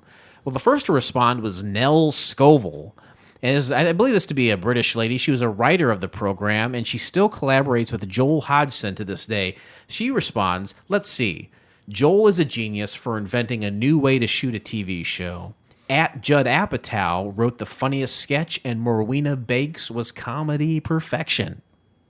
I said, hey, thanks for responding. The writers and performers for this pilot is insane. What legends. I see you and Joel recently participated in an event together. Do you often collaborate? Radio silence. That's fine. One response is, that's fine. One's better than none. We'll take it. Next up for us. Five's better than nothing. We'll take it. Yeah, two fives are better than an eight. We've discovered that. Next up for us is Andy Kindler. Now, I know you know Andy Kindler, right, Blake? Yes. Does that name sound familiar to you? The name, he's a writer, right? He's a writer, and I think he's one of those stand-up comedians that is probably more known as like a comedian's comedian. Like, he's not a household name, but all comedians know who Andy Kindler is. They always say that's what Larry David was back in the day. Yeah. We talked to Bill Sheft, and he had some great Larry David stories for us a few weeks ago on the show here. So I sent the same thing to Andy Kindler. He says, sure, I remember the experience pretty well for someone my age. I think he's probably in his mid-late 50s. I said, well, hey, thanks for responding. It's been as a longtime fan of Mystery Science Theater 3000 and Andy Kindler, but I never knew about this until recently. How did you get involved in this project? He said, I replaced Mark Fite, but because he was cast in something. It was some other guy, Mark Fite. So I was just about to tweet him because he's still credited in the pilot on IMDb. The cast and writers read like a who's who of stand-up comedians and comedic actors. Did you audition, or were a lot of these folks just friends from the comedy scene? Radio silence. No response from Andy Kindler. That's fine. I almost reached back out to Andy Kindler to see if he wanted to do an interview. But I knew we'd have a lot to talk about with Marty today, so I didn't. And he probably wouldn't have responded anyway, which is fine. Last, and most notably, and I will say a second timer for Couch Pilots, is Judd Apatow responding. Oh, wow. That's big. Yeah, he did another pilot a while back called North Hollywood that starred a young Amy Poehler, Jason Segel, and Kevin Hart. Okay. Oh, and actually Judge Reinhold was in it as well. Yeah. Oh, wow. And he had responded to us back then as well. But anyway, he says, I think I wrote a sketch where a group of puppets dressed as the band Kiss debate what to name the band. I believe @Doug Benson was one of the members. @Joel Hodgson is a genius. That's the second person out of 3 to call Joel Hodgson a genius. The premise of a comedy wheel, which was on a Lazy Susan, was as insane and awesome as it sounds. And I knew I wasn't going to respond from him after that. So I said, I can't believe I've never heard about this until recently. Really looking forward to watching it. Thanks so much for taking the time to respond. End of Twitter responses. Nice. Very nice. That's not bad. And they're really good. Judd Apatow's. yeah. That's Yeah, big. he's a big deal. That's a twofer for us. Yeah. Yeah, it really is the second time he's responded. We're gonna be to us. famous someday. Well, You're all right now. Come on. I think what's half of 15 minutes? There you go. Let's go ahead and put 10 minutes on the clock, and let's break down the TV wheel. And this is interesting, too. I will start off by saying that I think the TV wheel, as meant for HBO, was going to be a half-hour sketch comedy show. Without the introduction? Yes, but as we saw it was a special presentation put on Comedy Central before the last new episode of Mystery Science Theater on Comedy Central. And in this special presentation, there is an intro and a little bit of an outro by Joel Hodgson, basically explaining what the TV wheel is and how he put it together. Right. So do we go through that, or do we go through just the actual like pilot? Because, and I'll say this, it's important to watch the beginning of it so you understand what it is that's going on. All in all, this is about an hour's worth of content. And Marty, you said this is something where you had checked out about a halfway through on this too, right? Yeah, I got to where they were actually doing the actual show. Maybe. But you put all the effort into it. Why didn't you just watch what all you watched Truthfully, because it was time to come over here. Okay. I was watching it today. But yeah, the whole setup in the beginning is Joel Hodgson looking at, facing, addressing the camera in front of him, and behind him is seemingly a series of different chalkboards being moved in and out behind him and in front of him while interacting with puppets, explaining again how they built the TV wheel, what the idea was, really kind of getting down to the nuts and bolts of it. Don't you think? I didn't care, especially the beginning of it. I didn't like that at all. It seemed like kind of a gimmicky thing that they were doing. Mm-hmm. It's almost like they were doing it. It's hard for me to put into words, but it's the word gimmick kept coming to my mind. Like, you're just doing this to be doing something. It's not. You know what I mean? I think what it is here is somebody who has done an amazing work on Mystery Science Theater 3000. He thinks outside the box. And he was definitely in a situation with Mystery Science Theater where there was a lot of editing. There was a lot of editing, and he was like, "How do we cut this down?" Because he has nothing fucking else to do, right? Like, I mean, really, he has nothing. Mystery else to Science Theater, I think, ran for 10 or 11 years, Right. and about halfway through it, he was like, I think I'm done with this. Right. I think his name is still on it. He still made money, but he left. And then Mike Nelson, who was a writer on the show, kind of replaced him as the main character human for the rest of the run. But for that was an innovative show, and I think here's an innovative, really smart guy with nothing to do, and he was like, what's the next thing? What's the next step for me? How do I change things, or how do I make things? How do different? I innovate once again? Sure. Well, see, to me, it just looked like they were trying too hard to find something new to do. I mean, it's sketch comedy. Just do the sketches. Right. You don't need to have all this. I got it. I got you. The idea of The TV a wheel. series of sets in an X shape with spaces in between, manually turned by the crew. They were. I don't know if you made it to this point, Marty. I did. But people were pushing it Right. to move to the camera to position it correctly. To me, this is all an unnecessary. It is unnecessary. That's what I thought. They created a new way to do it, but just because you created a new way to do it Doesn't make it better. Doesn't make it better I mean, it is innovative, but not. It's like a lateral or a step back move. It felt really forced to me.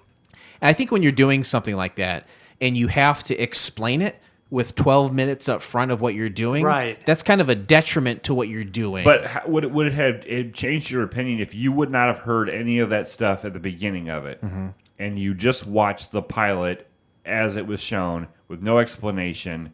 How would you? I do think it would have been a little better then, because comedy and humor, I always believe, is something that you shouldn't try and explain or get so factual about. It's comedy. Just go with it. And I tell Jason, quit trying to explain my jokes and just let them be funny. And he goes, well, when you tell one, I will let it be funny. yeah. I keep waiting for that joke to come so I can leave it lay and not have to explain it. I very much, that makes a lot of sense when you said that. One of the things that I was going to say was like, this is very innovative. It is innovative, Right. but unnecessarily innovative. Right. It's like It's they were not needed. trying too Yeah. hard to find something new. Because the guy is creative and bored. When you find somebody that's creative and bored, something like this happens. Yeah, I mean, you should just give him some cocaine and say, here, go have some fun. I think he was in a position. Well, I don't know if you remember this or not, but we had talked to a guy years ago. Do you remember High School USA? Yes. Okay, so it was originally a movie that starred Michael J. Fox, and they said, hey, let's turn this into a TV show. And so they tried, but the TV show failed. They initially offered Joel Hodgson the Michael J. Fox role, and he read it, and he said, I don't like this. I don't want this. And they said, all right, you don't like it, we'll double the money. And Joel Hodgson said, no, I don't want to do it. And he went back to Minnesota and created Mystery Science Theater as kind of a reaction to all this like Hollywood bullshit. Right? He's a guy who found success in that, was trying to come up with the next thing, came up with this, but to me, I don't know, it didn't really work. But we can talk about some of the sketches. You want to break down some of these sketches? We can do that. Joel starts by addressing the camera directly. They're in Burbank. He's outside the Empire Studio, and there is a studio audience. He walks into the studio itself, and he's kind of explaining what's going on inside. There's a live band there to do the music for it. There's no music editing afterwards. Mm-hmm. They do a live shot over the head, so they really. When the show was starting, the actual show and before, they really are trying to explain what the hell they're doing. Yeah. So they do an overhead shot where they show the Xbox or the TV wheel itself, and it's all, he says, this is all being recorded in real time. This is live. No post-production. No edits. And the first sketch is like a human mouse trap. There's music playing while two dudes dressed like mice kind of activate a forced perspective mouse trap game until one of them is captured. A lot of the TV wheel is using forced perspective. They probably have a Hasbro or Parker Brothers or whoever the fuck made Mousetrap. Yeah, they probably set that up in the forced perspective, and in the background they look to be interacting with it. Right. So in the background, the actors are in the background, but the prop is probably ahead of them. But they're and this happens a lot on the miniature golf. There's a series of miniature golf. There's a lot of gags. miniature golf on this, and I would say, in my opinion, spoiler alert, the miniature golf bits are the worst bits. Yeah, I didn't find really any of it to be that funny, the stuff that I watched. You should have saw Dave Cross naked. It was funny. But I mean, the one thing that I kept thinking about is what's wrong with post-production work and editing. I mean, why try and reinvent something that is already working? Well, I mean, I guess there's not a lot of post-production in Saturday Night Live. No. Maybe he was trying to do something different with the live format. He's like, I want this to be live. So that means no post-production. We'll do it live. How can we change things? I think it's just a guy that thinks outside the box and pushed himself to He figure wanted to something do out. another Mystery Science Theater. I never really watched that show, but the bits that I did see was really an original idea. Sure. Yeah. And it's like, well, how do I top this and that? I always have to be original. Yeah.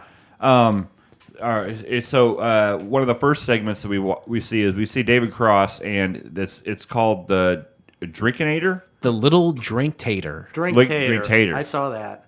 They call me Drink Tater Salad. So David Cross and a lady, they're in a booth, and there's like a little kind of a robot thing they interact with as far as ordering drinks. He keeps sending drinks out of the wall, and the drink after drink keeps coming. And eventually, the lady is like so intoxicated, she starts making out with the robot. And I like I said, I watch this and I take notes as I go. And I said this skit is great. Like, Oh, you like that? Huh? I loved it. I thought it was hilarious. All the drinks had like really dirty, horrible names. Sure, too, right? I love horrible names. We can't stress it enough. Everything that we're seeing is taking place within these frame. These Yeah, weird kind of triangle shaped frames and sets, and it is an interesting idea. I cannot get away from that. It is very innovative. And then we see Fred Stoller, right? Yeah, he's the first of all of the cast and crew basically to introduce to himself. have themselves like a one-liner or whatever. Yeah, and I've always enjoyed him. Really? You're familiar with Fred Stoller? Yeah, I've always enjoyed him. I always loved his awkwardness, his nerdiness, and So you know Fred Stoller? Yeah. No, he's great. Did you get to this part or not? Yeah, no, I did. Okay. I mean, everybody involved with this it was really a talented crew, but that almost made me a little more disappointed that it wasn't better than it was. they were so young at the time. Like this is very early. Everyone on, here is like 22 to 28. Yeah, it's just real young. The one skit that I really hated was the woman that was doing the dancing. That's what's next here. Forbidden dances and. Spooky Treasures of the Forbidden Dances or and something it was like just that. like, again, just trying too hard to be different Yep. and crazy. Yeah. I don't know. It was just like a young girl in a bathroom, just trying to be goofy and funny and silly in front of a mirror, just doing different. And my favorite dances. is at her line is at the end of this whole bit is, I'm a product of frozen sperm. Yep. And to that, me that was good. To me, that was what made it tolerable. Yeah, that was the best part. You're right. No, that was good. Good line. Melissa Samuels. Yeah. Oh, is that your next note or what? Yeah. Oh, my next note is Nick Bakay talks to the camera. He's looking for ladies. He says, "No fatties, please." Yeah, I and saw that. then you got miniature golf, where I thought it was David Cross, but it turned out to be Andy Kindler and, Yeah. and like Lawrence Rentz or something. They make a hole in one, and then a giant skunk sprays them. Yeah. I'm with you on the golf stuff. It was like too and much. I understand what it was for. It was to show the forced perspective of what they were doing. But again, it's like they're just trying But too hard. just have two of them. Don't have six of them. No. Just have two of them. Yep. The TV wheel. They show another lady. This is Melissa Samuels here. They show like a TV wheel barcode, like you'd scan at a grocery store or something, and then it like falls apart. She says she messed up, so she disrobes as a result. So, okay, here's a question for you because Joel talks about it at the beginning of it. This is all live. There's no stopping. And do you think that there was a bit with that, and she bumped into it, knocked it over? Oh, good or do you think question. it was on purpose? I really think that I want to think that there was a bit. She knocked it over. She had to keep going, and then she did that spontaneously. It In my could have opinion, been. I think that the bars on the barcode came off too easily, and there was something in place to block her nudity. okay, So I would There was. I would All right. say that was all planned. but it seemed like a good idea. But it is a good idea to play with the idea that this is live, that you can mess up, and we have to do something. I mean, like, you know what I mean? That kind of the meta version of saying it's messed up, but it not really Right. being. Kind of like when we say the show sucks, but it really doesn't. Yeah, this is the best show on the internet. Next, you have the Power Kings, which are two puppets, and I don't like rubber puppets. I don't know what this is really. Yeah, I don't like puppet humor. I like felt puppets, but I don't like rubber puppets that it's just like a finger puppet. That's what these are. These are like are someone finger are just puppets. covering their fist Yeah. and arm. And there's like no real hand I've movements. covered my No. fist in a lot of stuff, and this is ridiculous. Next, you have young, thin Doug Benson. Pre-Stony. Yeah, he takes off his shirt like Melissa did, kind of doing the same kind of joke. And these interstitials that we're seeing now, it's at this point where I'm like, oh, okay, we're just introducing the cast as the show is going. Yeah. Next, you have more golf now with the toaster at the end. Again, I think they get a hole in one, and then a giant piece of toast pops out of the toaster and crushes them. Yeah, size of a mattress. Yeah. and it again forced perspective. Then we get the monkey, and we get the Vic Lawston. Yeah. And this goes on for a long time. Vic Lawston, professional magic. And you got Pumpernickel the chimp, which is a puppet chimp.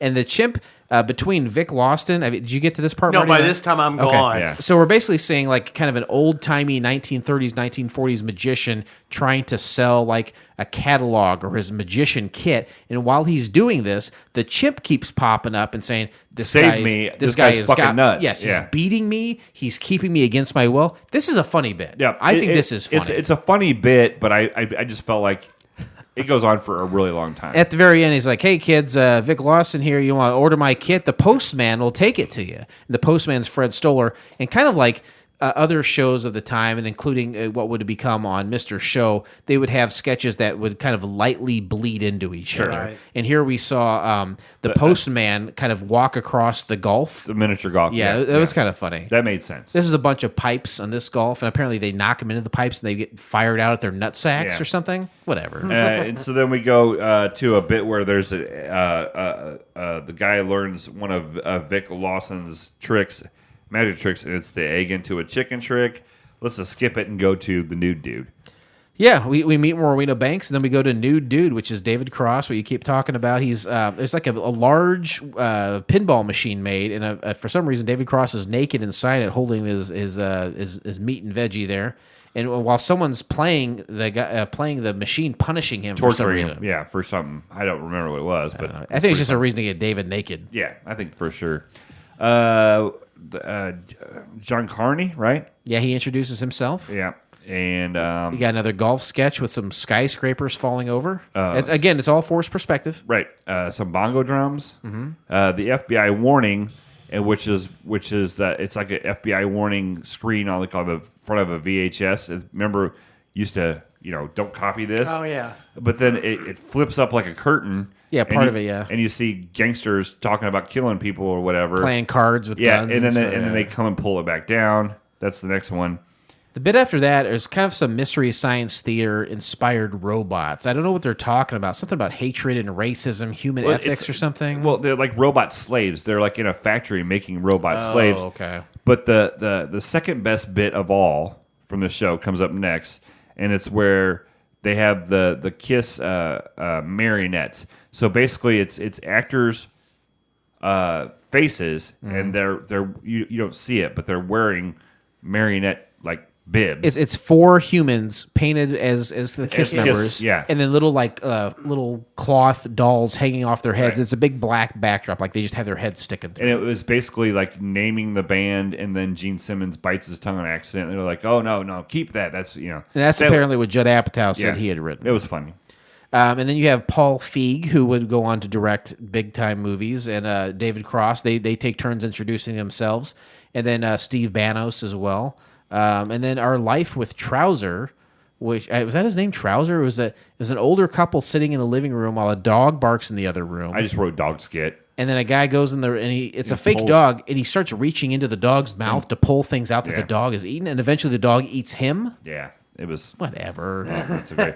And what I liked about this is at the end of it, they start to roll the credits. They have the credits handwritten. They're taped. It looked like they're taped on some And they're clear scrolling Yeah, and thing, they're rolling, and then the actors are walking by in the background, which was pretty cool. Yep, and then after that, it was back to Joel, kind of in the beginning, talking about the show.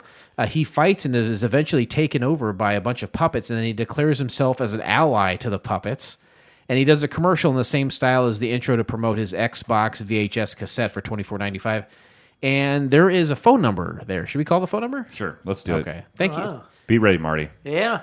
You never know what you're going to get. There's not a chance this is still for sale, so we just have to see what it is. Do you have a V8? Do you have a VHS player? I have a VCR. No. I don't even. But what I'm thinking of now that we've been talking about puppets, you're making a phone call, this crank yankers. Right. I'll ask you to see if they have it. Please press 1 for English. Ooh. For English. No comprende press 1. español. You're doing great, by the way. Thanks. Hello, and please listen carefully as our menu options may have changed. Calls are recorded for quality assurance. Let's see. We're very excited to tell you about a special promotion for select callers. This will only take a moment. This will be By good. answering just a few questions, we will find out if this offer is right for you. Are you currently a DirecTV customer? Nope. Press 1 if you're an existing customer. Press 2 if you I don't are have not that. I don't have that. Me neither. Thank you for calling. This is Margaret on a recorded line. Can you hear me okay? Yes, can you hear me? Oh, great. With our exclusive promotion, you'll save hundreds with DirecTV and get free movie channels, free live You sports, should have pushed and yes. free equipment. Hundreds You of can stream what? shows on your phone and start watching today. That sounds good, doesn't it? Ask her if she wants to have sex. That does sound good. I'm actually more interested in Joel Hodgson's Xbox VHS cassette. Do you have that available? Oh, well, you've reached a DirecTV AT&T promotional line where you can get better TV at a lower price or bundle TV with internet or wireless to save even more. Can I get you over to a sales agent to see how much you can save? Yeah, that'd be great. Just to qualify you, how many TVs do you use? Mainly just one. Oh, fantastic. It looks like you qualify. I will transfer you over to DirecTV AT&T sales right now. Oh, and just be sure to press 2 for sales. 1 is for customer service. Perfect. Thank you. Thank you for choosing DirecTV. These robots sound pretty real, don't they? Sounds Yeah, good. They they get do. better. From the They really get better all the following time. Press 1 for customer service. Press 2 for new sales. Let's see if we can get someone on the phone real quick. Maybe you can get a threesome going with the That'd robots. be great. A robot Oh my God. woman and a real woman. I'd kill for that. Thank you for calling AT&T DirecTV. A male Para robot. español, oprima All el right, ocho. I'm ending the call. If I can't get a person on the phone, then what am I doing? Yeah. The podcast, look, I would love for the podcast to be me talking to robots for an hour, but that simply will not do. So with that, let's go ahead and move to the next segment of the show, Turbulence. Please remain seated as we are now crossing a zone of turbulence. I kept getting robots, Blake. I couldn't go to human on the phone. Sorry. That's all right. It's not your fault, is it? You didn't do it? No, I didn't. Okay, it's fine then. Yeah. I have a lot of notes here actually for this. Let's break it down. You want to break it down? Compress it. Well, what does that mean? See, I have a lot of notes for what? For why the show didn't work. Oh, I'm sorry. I thought you were doing a different segment. I went and peed and got lost. Blake is always trying to end the show prematurely. Blake, why don't you think the TV Marty is will- sleeping right now. He's fine. No, I'm good. He works third shift usually, right? Yeah. He's fine. Yeah, Okay. I'll be good for hours. All right. He's up all night, just like Rhonda Shear. Why didn't this show work? All night, sleep all day. Why didn't the show work, Blake? I thought I think it was a situation where it was pretentious innovation. Like there was no need for it. Like Marty said earlier, there was no need for it. Yeah, it was a novelty. Like, hey, we can do this, but there was no need for it. That's true. And I, to be honest with you, if I was a studio audience having to watch this out of a monitor, I would be like, this is fucking dumb. Like, I can watch Saturday Night Live. Right. I can see what's going on in front of me on Saturday Night Live. I have to work to see what's going on here. That is one of my exact notes, Blake. Thank you. High five that shit. High five it. I said we get the forced perspective at home. That's because we're seeing this from a very specific point of view. Would this really make sense to a live audience? Yes, a live audience is good for this type of show, but would they get the full experience sitting in bleachers in a studio from all sorts of angles versus us sitting at home, sitting exactly from where they want us to see it? Right. Right? For sure. That's exactly it. And it would be distracting if I'm in the studio watching it on a monitor. Yeah. But seeing this thing continually go around behind me. No, thank you. Yeah. Could this sustain itself, Marty? No. Week after week? I mean, it couldn't sustain it for one episode because the whole time I'm watching, I'm like, you're just doing this trying to find something different for different sake, not because it was really that great of an idea, but just because nobody else had ever done it. Mm-hmm. And like you say, Saturday Night Live, if it's not broken, don't fix it. Just if you're going to be doing sketch comedy, do sketch comedy, and if you want to do it live, but you don't need this wheel going around and things opening, and it was too much, and it was just they were trying too hard to be different, I feel. I think so. I wonder if, when originally I'm thinking, oh, well, you have short skits, you can produce a lot more. They short really skit. were between like 10 and like 45 seconds. But Yeah. when you get to the whole thing with the monkey, that one kind of like kept going, and I was like wondering if they wrote that to fill time, like. Could have been. Well, time was a factor that Joel had mentioned several times during the intro, and he wrapped it up again by saying, due to HBO standards, this program you're about to see, 29 minutes, 30 seconds. Please, once it starts, time us. I want you to check because that's exactly what it has to be. Right. So there is a time factor. Sure. So at the end, we might not do the credits, or we might do it super fast because of time constraints. Right. They're dealing in a live platform where time is of the essence. I think you can write a lot of bits that are 45 or a minute long, but how good are they going to be when you put 10 of them or 15 of them together? You're going to have 3 good ones. You know what I mean? Yeah. What it kind of reminded me of is an updated. Did you guys ever watch the show A Laugh In? Oh yeah. I'm Laughing aware at of all it. these- Yes. There's a laugh-in reference Was there? on this show Oh, was there? when she says "suck it to me" and she throws the water on. They throw the water on her. Okay. I mean, it was kind of like they were almost doing a version of that because Laugh-In had all these quick takes, Real quick. and people coming out of boxes. Yeah. And I thought, in a way, this has been done before, but a lot better. Who is hotter than Goldie Hawn? Oh, nobody. Nobody. Like, what an absolute Harriet babe. Tubman. I loved her. Harriet Tubman. Maybe Tubman. But other than that, I loved her in the bikini where they used to paint them. Oh, That was great. oh my God. Kurt Russell doesn't even have to marry her. Oh, Ain't how slick is that motherfucker? That Hey, they're in common law they've marriage. been by now. married. They've been together so long, but they never had to get married. yeah. Kurt Russell, man. What that I've guy had to fucking marry rocks. every beautiful woman I met, and then she's fucking left. I think Molly's packing her shit up as think we're she out is, upstairs. This is what I gotta say about this. Some final thoughts on this here. Joel Hodgson is a nerd Pied Piper. They're like a legion of Mystery Science Theater fans. And the people who saw that and it hit for them at the exact right time, they just gobble this kind of shit up. However, like the most recent round of Mystery Science Theater on Netflix, it only lasted for 1 season, and I don't think there are plans for more. So while I'm sure there are Joel diehards out there, I don't think they could sustain like any one thing that he wants to do going Isn't forward. the guy but- from The Nerdist was one of the hosts? What's his name? Yes, You know Jonah Ray. Jonah Ray. Took on the mantle of Joel Hodgson, Right. and then Mike Nelson, and then it was Jonah Ray. And then as far as the baddies go or the villains go, Patton Oswalt was one of those. And I think Patton Oswalt was like, "Yeah, this is my favorite show of all time. Anything I can do to be involved with this, And then sign me afterwards, up." he was like, Well, I also think that there was a Kickstarter. For, "Oh yeah, for the it was most a huge. It was like the biggest grossing Kickstarter ever." That's exactly right. It was one of the biggest and most quickly so fulfilled let's ever. get a Kickstarter so we can go over to the UK and hang out with Chris Tuckley. Yeah, do a bunch of live shows. We'll do all 10 of the Tuckley 10-3 over there. How about that? At castles, at different castles with different Vikings. With Ozzy Osbourne. Ladies and gentlemen, as we Eye of Newt. backs and tray tables are in their full upright position.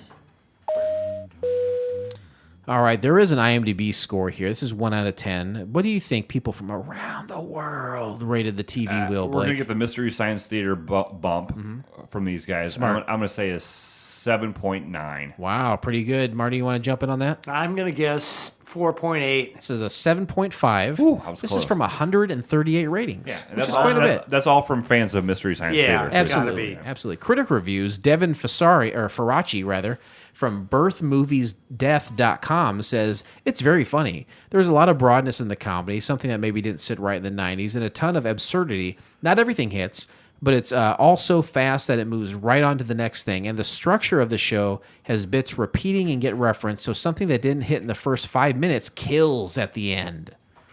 Lindsay Robertson from stereogum.com says, as an experiment or sort of comedy art project from the mid-90s, this makes total sense. As a TV show, it seems pretty obvious why HBO passed. The same year they aired the first episode of Mr. Show with Bob and David, and I shudder to think that Mr. Show might have never aired because it came down to these two odd shows. That's right.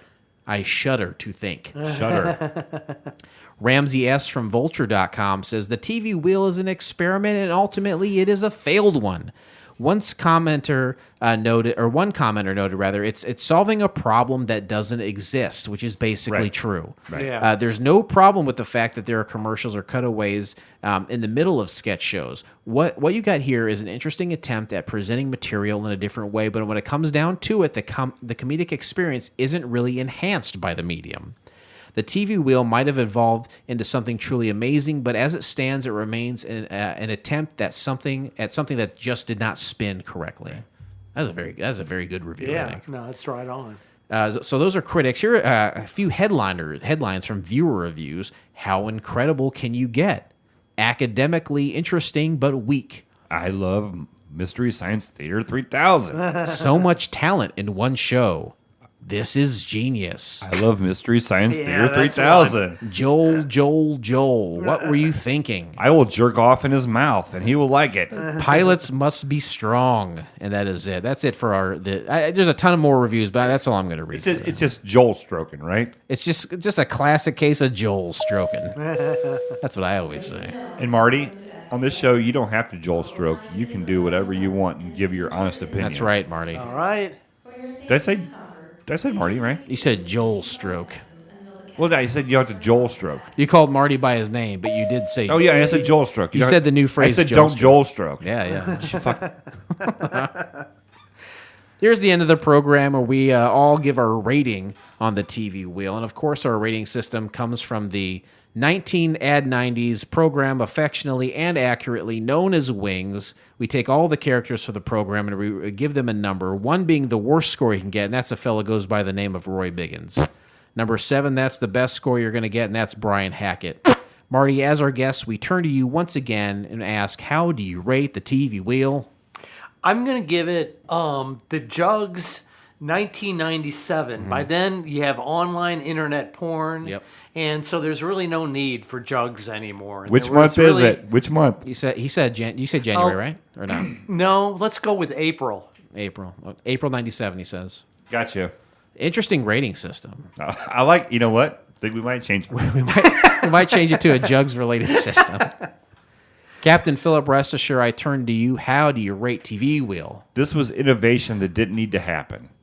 There was a lot of young comics.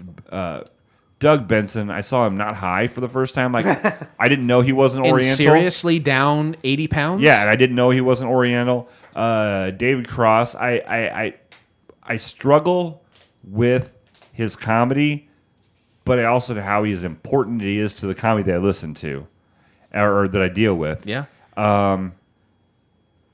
Fred was on there. I like the short bits, but again, this didn't need to happen. It was out of a smart nerd's boredom to make it happen. I'll give it a 4. I'll give it a David Cross bump for being naked 5. Oh, you're giving it a 5. Wow.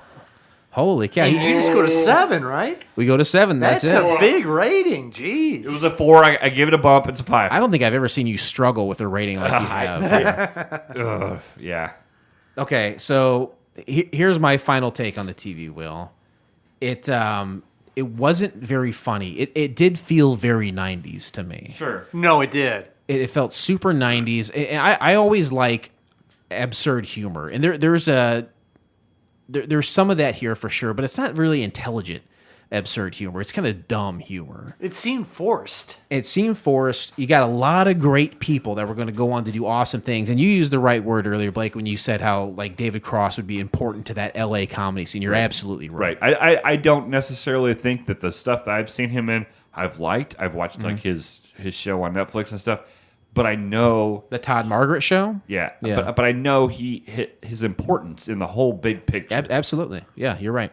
That's like people like Bill Cosby, Louis C.K. Yeah. I mean, all your favorites. all my favorites. I mean, you got to understand that Chris D'Elia. without them, Yeah. what are you gonna do? That's exactly right. Good points he made there. I didn't think this was funny, and I think we've driven it into the ground pretty well here. But this is an innovation that was unnecessary, and to the point of one of the reviewers to say it didn't enhance anything. No. It's just an experiment that someone did, and it didn't work out. And I get why it didn't work out. It wasn't needed. It didn't make the show better. It didn't make things funnier. No. But I have to give it credit for its innovation. I have to give it credit for trying something different. And it's not just because they built a stage. Anytime we watch a pilot here and they're doing a premise outside of what we're familiar with or outside of what we've seen, I always have to give it credit. No, true. If you're trying something new, that counts. That's what I tell Molly all the time. I'm like, let me put it in the butt. This is fresh. Jesus, Give me Lord. credit. Good Lord. I found a new way to fuck. Invite that fat girl from 3 doors Holy down. Let's cow. get something going on. Let's get a 5 party going. Am I right, guys? I 5 for fighting, right? can't give it a 5 or a 5 for fighting like you. I'm going to give it one less. I'm going to give it a 4. That's good. Marty, again, uses his own separate system of jugs ratings. Right. Blake gives it a 5. I give it a 4. And with that, we close the book on the TV wheel, and we shall never mention again. Yep. But join us next time, won't you please, when we do not watch a pilot for the first time since episode 1, when we celebrate our landmark 300th episode and bear witness to round 2 of Matt and Blake's athletic competition in Hoop Jeans 2 10-pin tango. Blake, let's get some final thoughts as we head towards this showdown, as this will be our last recording session before you and Matthew face off in the elongated squared circle. I do not brag very often. Do you have fear? Is there fear in your heart? I have no confidence in myself, in my life, in my work life, my love life, my family life, my father life. I have no confidence whatsoever. But I tell you what, I'm going to go to that fucking bowling alley, which I don't bowl as well at. Mm-hmm. And that was kind of a free handicap I gave to Matt. You go to Sunset Lanes in Pekin traditionally, but we are going to Plaza Right. Lanes in Washington, Illinois. But I'll tell you one thing. I've got friends, very close friends, that have stabbed me in the back and went bowling with Matt at Plaza Lanes in Washington. Did they do it a couple days ago? Yes. I wasn't invited to that. I wasn't invited either. And you know why? Because they're traitors. I went out to eat with Matt on Friday, and he said, I think me and Kevin are bowling tomorrow. You should come with us. I was like, well, invite me if you go. They didn't invite me. Huh. They didn't fucking invite me. Like I said, you didn't invite me to the Old Crow Medicine show. Matt, did I do something recently? it's got something to do with you. Did I do something recently? I'll tell you one thing. Did I do something recently to turn people off? Because people aren't inviting me to things. I don't know. I'm not supposed to say. It's in the thread, but I'm not supposed to say. I just want to tell Matt, I love you. You're like a brother to me that I like.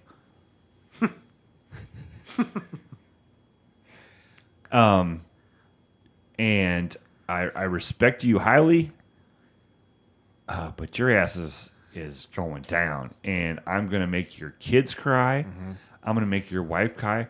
She'll probably come over and hug me and tell me she loves me. Mm-hmm. And you better go ahead and get that Bitcoin or the dojo or whatever you're gonna give me. Mm-hmm. Have it ready, because there's gonna be about 50 people watch me kill you. Wow. On the lanes. Whoa. On the lanes. Whoa. Throwing it down. Yeah. I'm going to beat you like the Lakers have beat everybody in their championships. So eat it, big fella. Even Ron Harper thinks I'm going to beat you. A little rough ending there. Hey, Marty, thanks for being on the show, buddy. I've had a good time with you. Oh, it's been a blast. I'm sorry. Thanks, guys. I'm sorry you had to witness that disgusting. No. Ooh, I rarely see a side of that, Blake. That's tough. I will say, though, that if you want to contact the show, go to couchpilotspodcast.com. Every single episode we've done is there. You can also click on links to our Facebook and Twitter, and I guess Instagram. Have you really updated it at all or No. not? Okay, so you've taken some pictures. But I'm waiting until episode 300, and I'm going to do like 47 posts in one day. No, we're not doing that. You can also email us at couchpilotspodcast@gmail.com or give us a call at 910-PILOTS-1. That's 910-745-6871. Leave us a voice, and we'll play it on the show, and you get to hear what your dumb fucking voice sounds like right I think here. that's the problem why people don't call in, because you say that at the end. What's that? What part? You can hear your dumb fucking voice. Do you think people have a problem hearing that? Well, I think Just a little negative. right. Well, every time someone hears their voice on the recording, they're like, "Is that how I sound?" And you're like, "Yeah, you sound like that." If so, it's Well, but that's not. It's not promoting it. Well, how would you say it instead? Hey, 910 Pilots 1, give us a call. We'd love to hear from you, our fans that we adore. We can't wait to hear your voices, We can't wait to hear your beautiful voice going out over the internet. you dumb motherfuckers. So that's I should say that. No, I'm just trying to show you what the difference is between what Marty said and what I said. Okay, Marty, thank you very much for being on the Yeah. show. Oh, thanks for hope you having had, me. I hope you had a good time. Oh, it's been a blast. I loved it. This is a part where you can plug whatever you need to plug. Plug some of the things you have going on your website and the blog and everything. My blog is meanwhilebackinpeoria.com. And I have a show coming up at the Broadway Deli and Lounge on Washington Street, August 28th. It's a dinner show. You buy tickets You have to buy tickets online. You got to buy them in advance at 309, the numerals 309 TIX.com. Okay. very cool. I am seriously going to go. I hope that you come. No, up. thanks. yeah, it's a Saturday. I don't work 12 hours anymore. I know on that Saturday. you don't invite me to the things that you do, and obviously Kevin and Matt don't invite me. Actually, the reason why I'm going is because Marty invited me to go, not because you did. Okay. Okay. Well, Marty, thank you very much for being here. Thank both of you for having me on your show. I really had a good time. Well, good. Great show. Well, this pilot may have been rough, but it is always a smooth flight here on Couch Pilots. Thank you, everyone, so much, and we will see you next time. Episode 300! Love you guys, but man, you're going down. Couch Pilots and the entire crew, we'd like to thank you for joining us on this trip, and we are looking forward to seeing you on board again in the near future. Have a nice day.